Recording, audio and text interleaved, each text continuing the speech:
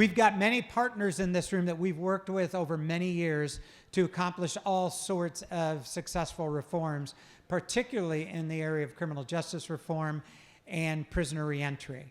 One of the greatest barriers to successful reentry is whether or not somebody finds a job, a steady job. And yet, there have been many barriers that were erected over many, many decades that kept people out of work. And so we removed many of those barriers. We've got many partners in this room that helped us do that. We work together on that. There's still more that has to be done. And you're going to hear about many of those things. Some of what has to be done is we still need to put the human face on people reentering society. You're going to see that today. You're going to see people that you're going to absolutely love who have been through difficult things, made mistakes, but are looking for an opportunity. You know, one of the things we say at GCO often is that we're about kind of this fundamental American idea, but I would actually say it's just a human longing that everyone should have an opportunity to achieve a better life, even with their past mistakes, even though they've made past mistakes. So you're going to hear from people, I think, that will put that human face on the prisoner reentry issue. You'll enjoy that program. We also need to continue to press the centrality of work. You're going to hear about that tonight. And we need smart reforms that continue to make it easier for people to reenter, but also doesn't sacrifice public safety. You're going to hear about that as well. So please enjoy this event. Make new friends. We're going to run a video here. When this video is over, my colleague, our Chief Program Officer, Eric Cockling, is going to come to the stage and introduce our first panel. But please enjoy this video before. Incarceration is isolation. Freedom is everything. Without it, you really don't live.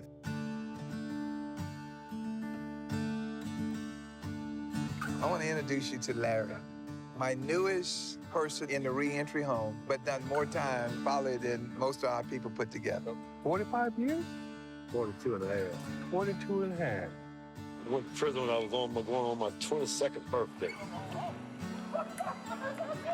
This is my friend from Reedsville. Be in town with me. Feeling like a kid again.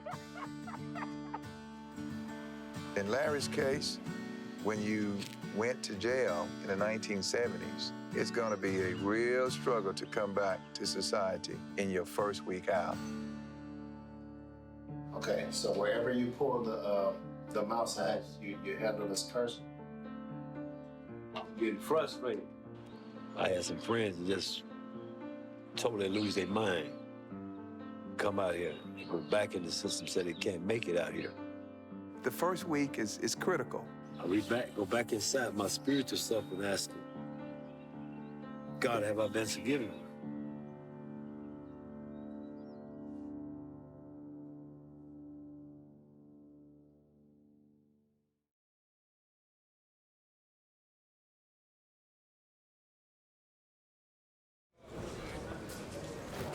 My brother. Good to see you, man. Boy, good to see you. Oh, boy. I wouldn't be doing, at the level of what I do right now, I wouldn't be doing it because if it wasn't for you. You know, to God be the glory. Yeah. Really, to God be the glory. I want to introduce you to Larry, my newest person in the reentry home, Okay. but done more time probably than most of our people put together. Okay. Let me see if I can find Larry around here. He's right over here. Okay. Got Larry? Tony Kitchens. My pleasure, Larry. Larry. Congratulations, man. You've heard of him, right? Yeah. 45 years? 42 and a half. 42 and a half. So you've pretty much been to all the prisons in Georgia? State of Georgia. Yeah. And transfer from one to the other. onto the other, huh? So you understand the dynamics, because I went to prison in '73.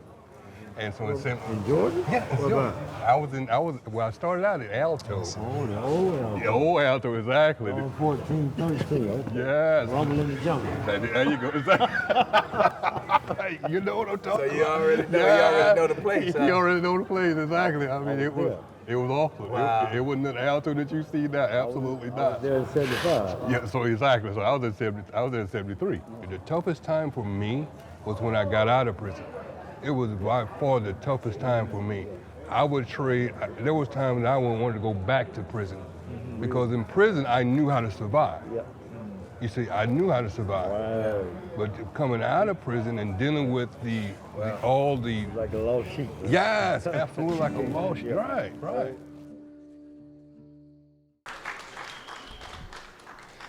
So we'll talk a bit more about the documentary as we go, but first I want to introduce really some friends of mine to the stage. First we have to my left Amelia Nickerson. Amelia is president and CEO of First Step Staffing, officially the largest nonprofit staffing company in the country. Amelia has been working in nonprofits for 15 years, has a world of experience doing what she does, was first vice president at First Step Staffing, and does terrific work. Thank you for being here, Amelia. Next to her is Lee Robbins. Life Empowerment Enterprises is Lee's company, and Lee does a number of things through the company. One, part of what he does is staffing. The other has to do with coaching and credentialing.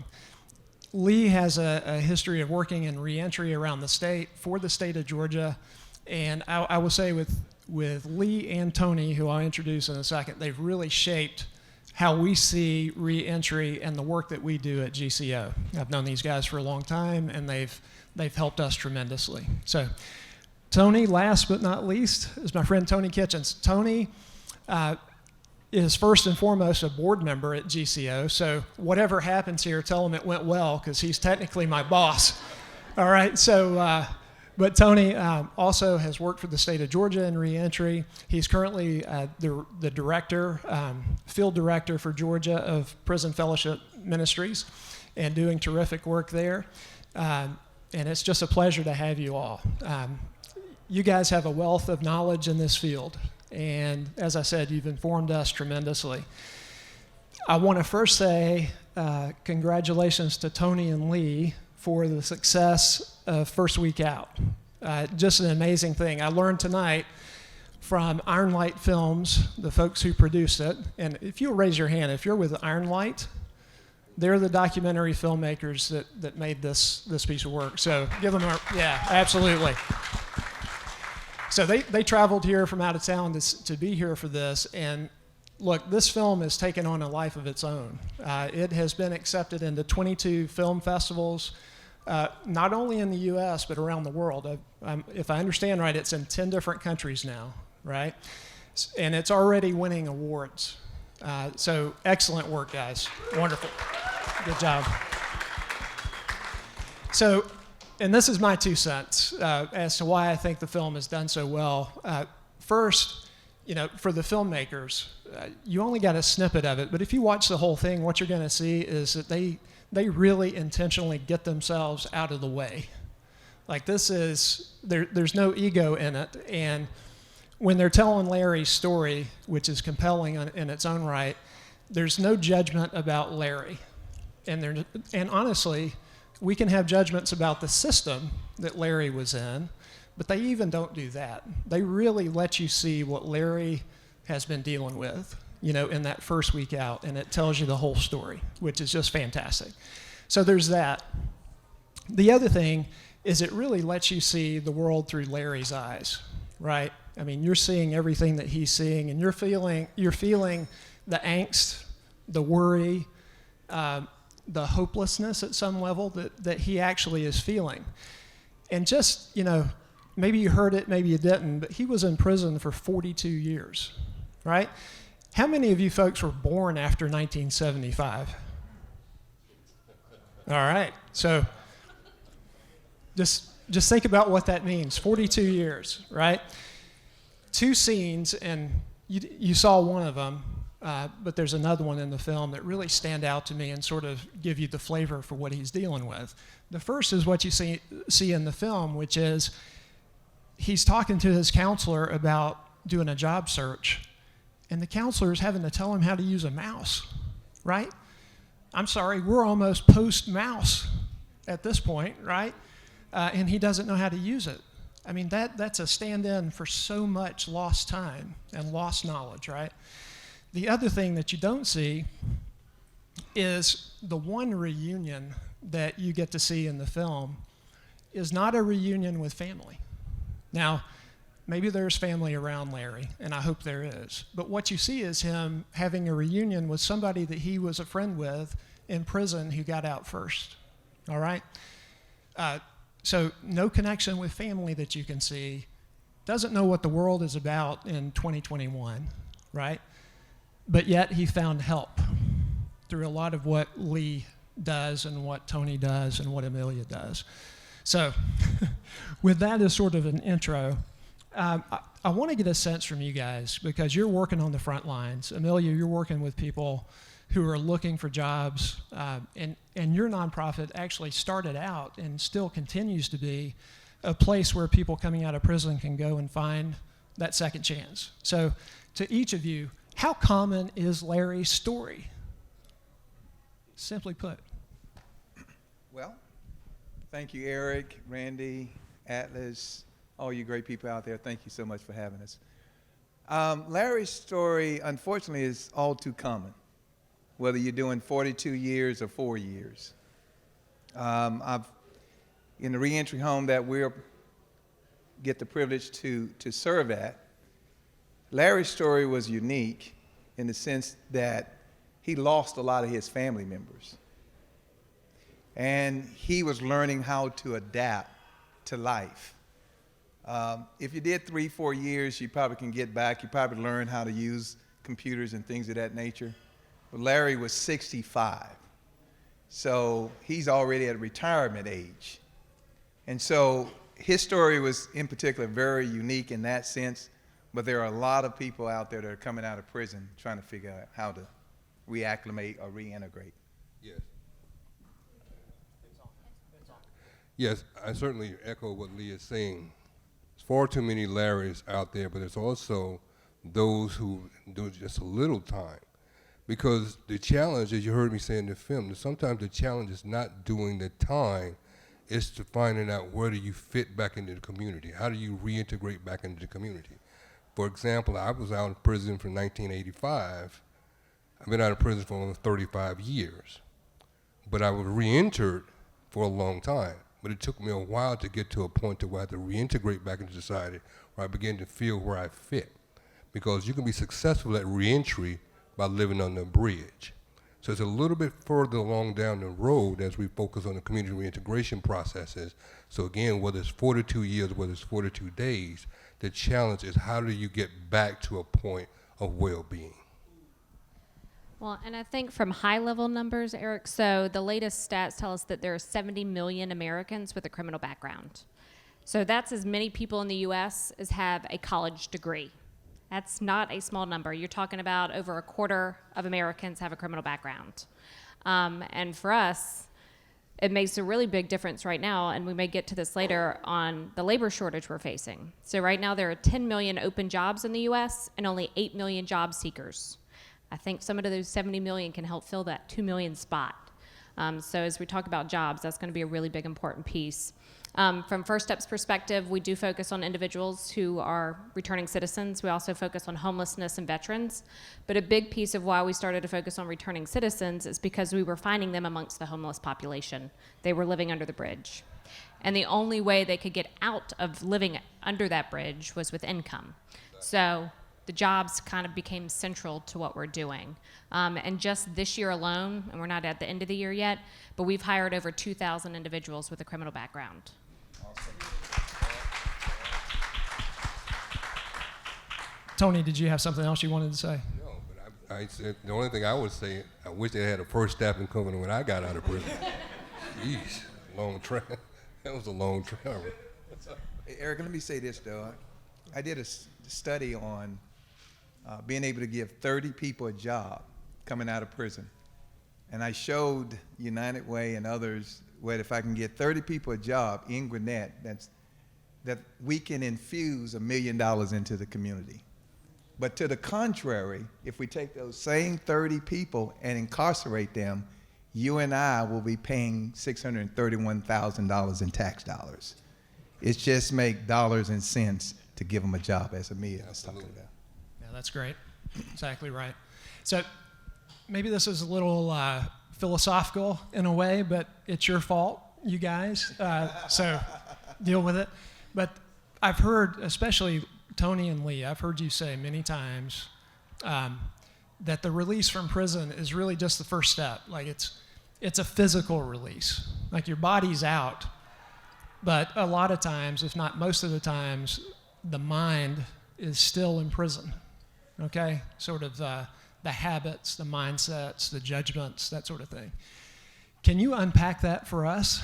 And I mean, you each have experience of trying to break through that and helping people break through that. What does that mean exactly? And then to be successful in getting through that, what has to happen? If you can elaborate. That's a very interesting dynamics.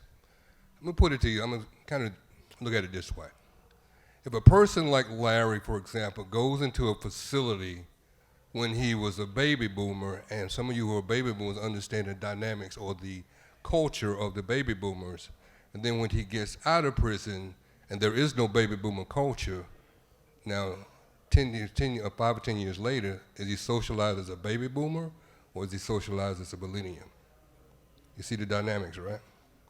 Because when we talk about socialization of culture, where are we in that as we move down the pathway of reintegration? Because in the prison system, you don't have a lot of new information coming in. Everything that in the prison system is about what I used to do. Your language is all about what I used to. So in that prison environment, there's no new information. Everything is about survival. It's about getting to the next day. But when you take that information and we take that mentality and you bring that back to the society, you don't know really how to be. You're trying to find out where you are, but you really don't know where to be. For example, we know what sexual harassment now looks like, right? But for a person who's been in prison for 20 years, they never seen a woman in 20 years, and they go to a job and they say, well, that short dress looks really good on you today. What do you think happens? You see? Now, they don't mean anything by that. They just haven't seen a woman in 20 years. But no one's talking about sexual harassment training inside of a prison, you see? So now when we get the job and the person winds up in human resources, now they're thinking, well, I didn't do anything. All I did was compliment her. But they don't know, you see, because they're stuck in a certain point of time. So when we look at it from those dynamics of where a person is stuck from, now you got to help a person to move from safety and security to a point of where they now have confidence in who they are and significance. And then from that significance part, then they begin to move down the pathway of what we call emotional intelligence. How do you respond emotionally? That's begin to help them to move down the pathway of community reintegration. How do you help them to be resilient in the face of adversity? Because everything is not going to always go the same way that you want it. I mean, I used to work for the Department of Community Supervision and getting people jobs. And you had people that would go on the jobs and they would slap the supervisor. Well, how do you help them to begin to respond emotionally? So it's not something about, again, it's not a lot about just the job. It's a combination of those things because that person is usually stuck in their place. And how do you help them to move mentally? That's what we talk about mental freedom. We got physical freedom, then there's the mental freedom. How do you help a person to achieve that? And one way to do that is what Lee Robbins does in his life coaching program, is to help them to begin to understand where they are, understand who they are, and how they can be more than what they are. See? Can I just want to echo, you know, and try to focus more on the question which you were talking about as we echo what Tony was talking about. Y'all have heard that little saying that your body is here with me, but your what? Your mind is on the other side of town. Now, I'm a preacher, but I do listen to, you know, I don't listen to Amazing Grace when I'm dating my wife. I mean, I got to get a little Luther in there. But anyway, I'm going somewhere with this area. as it relates to those who coming out of prison, Tony alluded to it earlier that he felt like going back into prison because he couldn't adjust to society. Well, I've been to prison, been there 3.5 years, and I can remember, even with a master's degree, with a bachelor's degree, coming out, not being able to get a job and being rejected, right? I couldn't get a McDonald's job. Now, it's probably because I was overqualified, but also that record came up. And so rejection. In prison, everybody knows your name. They are your family. And you are somebody. They create their own ecosystem inside where there's somebody. But when they come out, they're nobody. And society seems to, we can't change society, but we can take one step closer to try to inform society that we don't need to just give second chances. We need to give better chances because a lot of them never had a first chance. Awesome. Thank you. That's great. Amelia, what do you see from your perspective on this one? As you're seeing people coming in looking for work for the first time after they've been released. Are there things that you feel like you have to do initially to get them ready for that job? What do you see? No, I mean, I will say we do that by partnering with really great organizations like Lee's. We've got a couple others in the room that we partner with on a regular basis who are doing some of that life coaching. Our model is rapid employment. So that first week out, you can show up on day one, you'll be working on day two. So you can quickly start to connect that to that income and that stability and all the other things that a job gives you, sense of purpose, a new family, new peer connections. But we do see a lot of the behaviors that you've mentioned where people have not worked. And I mean, I think our record, we hired a gentleman in our LA office who had not worked in 47 years. So he didn't know how to talk to a supervisor. As somebody said, you kind of have to rebuild your work stamina, show up every day, work as a team, manage your emotional intelligence so every side eye isn't turning into a fight. So we have job coaches, and they're trained to try and help people as long as there's not a violent offense or something on a job site, that we can work them through some of those issues and give a second, third, or sometimes fourth and fifth chance so that they have an opportunity to really be successful and find that stability. But we're dealing with it every day. Mm-hmm. But I want to piggyback on that real quickly, Eric, because a lot of times we hear these rhetorics, like, for example, we hear, give a man a fish, he'll eat for a day, right? When they say, give a man a fish, eat for a day, teach a man a fish, he'll eat forever, right? But if you set that same man on a desert, he'll still starve to death, you see? So having the opportunity is what Amelia is talking about, but it has to go a little bit further than just having that opportunity of work, because they're stuck in a place that on that desert, they kind of know how to fish, but they don't really know where to fish. Thank you for that. I mean, we were talking about this before we got started, but the job market has changed a lot, and we're all seeing employers being much more open to people with criminal histories, right? Felonies on their records, that sort of thing. But before the economic downturn, not so much, So part of what I'm hoping comes from this, I mean, there's a lot that can and I hope does, and I know God's got plans for this, but, is for anybody who employs people or has influence on others who do, sort of having them understand that these are human beings, right? That messed up at some point in their lives and deserve, that second chance and the opportunity to do what Tony and Lee and Amelia have been talking about, which is, stability, support their families, themselves, and have a clean start, which, the work that we do at GCO, we're very focused on employment as a key solution. We know how much that having a job reduces recidivism, and we talk about that a lot. The policy work that we've done in the past has been around trying to remove the barriers that are in the law, preventing people from getting work. And now we're in the communities trying to do the same thing, connecting people with work. But my question to you guys is, what, Amelia, you touched on this, but what is the role of work in this? Like, I know job first is what I've always heard, and then we can deal with other issues, once there's stability and money coming in. But how do you guys see that? How does it play out?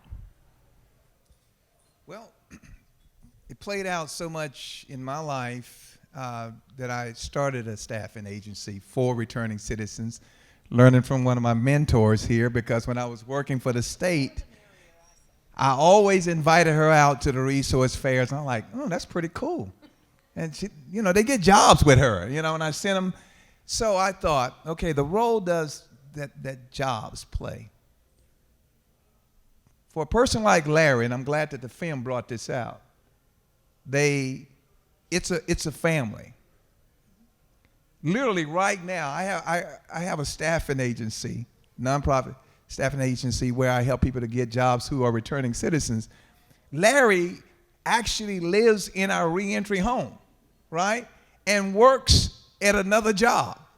And I tried to talk Larry into coming to work for the staffing agency that will pay him $15 an hour versus $9 an hour. And he said, no way. I said, you say what? No way. I said, you know the difference between 15 and 9. I said, no way. He said, that's my family over there.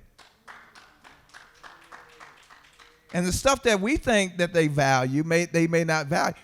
Larry doesn't have any family coming out. That is his family. So it means family to him. It also means dignity and self-worth.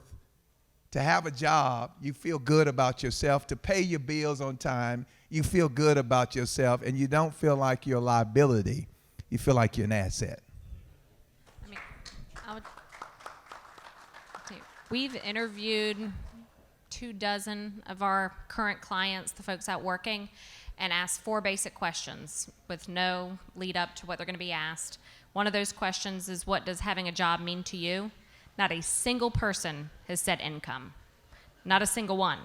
And it's been reconnect with my family, I can see my kids, self-esteem, I get to control my own life now. I mean, nobody has said income at this point, and we've asked a lot of people. So I think everything else that a job brings is infinitely more important than the income, at least initially.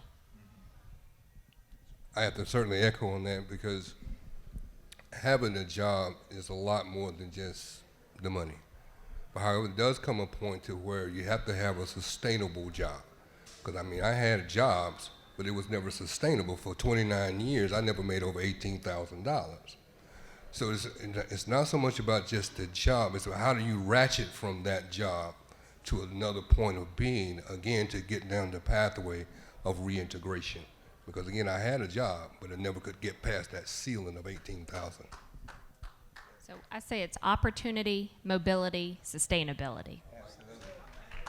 Love it. All right. There's somebody that likes acronyms in here. You like acronyms, right? I'm stealing that, Amelia. I'll give you credit the first time. The second time it's me. I came up with it. That's fantastic. Yeah, at GCO, we do talk about that. Randy Hicks has a great series of things he says about work, and I love to steal from him as much as I can on that. But, it's the dignity that it brings. It's, essentially we're wired for work. And it's not to work to toil necessarily, but it's to create, right? It's to express that God-given gift that we all have, and that's a huge part of it. And of course, it leads to all the great things that you've talked about. I wish we had a ton more time to talk with this panel specifically, but we don't. I've got one more question, and then we'll need to wrap it up and go to our next panel, actually some networking time, and then to our next panel. But the sort of final question that I have for you guys is, there's so many things that have to be right, or at least heading in the right direction for somebody to successfully re-enter, right? We've talked about the job. We've talked about sort of social connections, whether it's family or somebody that, an organization like one of yours puts around people. But it's also sort of cultural, right? We've talked about the attitude of employers towards people coming out of prison. Are they willing to give second chances? There's the neighborhood. You know, am I open to having somebody with a criminal history living near me? You know, those sorts of things. But one, what do you see out there that currently, despite all the changes in Georgia on criminal justice reform, on the policy side, and despite all the sort of cultural acceptance that's sort of growing, what things need to change? What do you see that needs to change to make reentry become reintegration and not just reentry?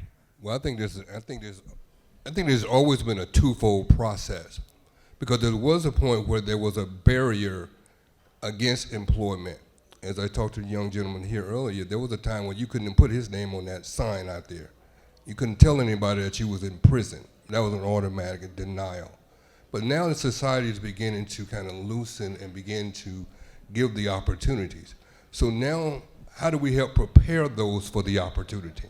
Now that the opportunity is here, how do we begin to prepare them for people like Amelia so that they can become the employees that people are looking for? Again, dealing with things like emotional intelligence. What did that look like for someone that's coming from a prison environment? How do you help them get past it? How do you help them to move to a point where they're now dealing with their safety and security until they get to a point to where they're now significant? How do we help them to get there? So I think that there's always been a twofold process, that having the opportunity and then working with those to where they can be prepared for the opportunity. To give you a case in point, when I got out in 1985, I went from 1985 to 2009 never believing that education had any value for me at all. Had nothing to do with whether I was motivated, had nothing to do with whether I was inspired. It just, I did not believe that it had any value for me at all. Someone said to me, this is why I love life coaches, someone said to me, education does not guarantee you a job, but what it does, it guarantees you can put your name in the hat. And from there, I went on to graduate summa cum laude in 2012. The point with that is, I could have done that in 2009, but I couldn't see it, you see? I could not see it no matter what. I could not see myself in that space. So I think that it's a twofold process as we begin to swing the pendulum to where there are opportunities to begin to help those who see the opportunity, begin to help those to be prepared for that opportunity. And I just also, I think society is different today than years ago when Tony came out. Society is much more compassionate, I really believe, but they don't know how to be. And even employers don't know how to receive returning citizens, and we have to be a part of educating. So education is going to be very important to educate society. And the reason why society is much more compassionate about it, because it's reached a lot of people's families. 60% of the people that are in prison had an addiction. And that is, we're locking up people who just got a problem. We don't have bad people today. We have people who making bad decisions and choices. So what we have to do, and what society has to do from even a legal perspective and changing policy, when I say give them a better second chance, I don't mean just having more resources. I also mean that society has to change the way we look at returning citizens and give them an opportunity for that job. And also, and also have policies that matter. You know, ban the box has been, I worked for the state of Georgia, that was just for the state, right? Private industry, the private industry, they don't have to do that. They still look and see if that person has been to prison. We need to get it on a private level, and that will give them better opportunity. So in policy, I think with housing and with jobs, policy needs to change in that area. And one other thing, I'm sorry, Amelia, but I want to kind of piggyback what he's talking about when you say about language, because we've now gotten to that point from convict to felon to returning citizen. But here's the thing. If you're saying you're a returning citizen 4 or 5 years after being out of prison, Now you got to question, where are you? Where are you mentally? Because if I'm been out of prison for 35 years and I'm still referring to myself as a returning citizen, that says that I'm in the process of becoming. You see, I'm always in the process of becoming, always in the process of becoming, always in the process of becoming. At what point do I move from returning to return, transform, whatever one you want to use, to where I move down the continuum where I'm not stuck on this mental wheel? Awesome. I had one of our clients ask me, he's like, well, how long am I supposed to be returning? Because I feel like I have returned. So when they start paying tax returns, then they return. Yeah, and I think one of the policy things that I would mention, particularly for the state of Georgia, and this is I will caveat with my personal opinion, we keep people on probation and parole way too darn long in this state. Way too long. And from an employer perspective, most employers don't understand it enough to make informed decisions about what that means. They see that, so there's an automatic red X, right? They don't understand the system enough, and they're not doing a deep dive to understand that particular crime may have been 12 years ago or something insane. So that's a policy thing I would change. And then from the employer perspective, I talk about it in two levels. One, you've got to get policy change. Like a corporate policy shouldn't blanket say no felons, right? There should be some policies that have to be updated, which is a lot easier to do in a small to mid-sized business than a Fortune 500. Fortune 500s are notoriously horrible in this space. And then you need to do it on the ground level. So the hiring manager who is filling the warehouse jobs, getting the people working out of the airport, because for every person that you place that had a criminal background that is a successful employee, which there are thousands of, you've changed that person's mind. You've broke that stereotype, so they're more likely to hire somebody else and hire somebody else. So I don't discount the one-offs. Like those are changing people's minds and open up opportunities, and then you got to go at the high level and change corporate policy too. Yeah, that's why I say there's a twofold process, because you're looking at a twofold process really right here where you're looking at what Georgia Center of Opportunity does by helping them with the opportunity. And then you're looking at what Lee Robbins does by helping to prepare them for the opportunity.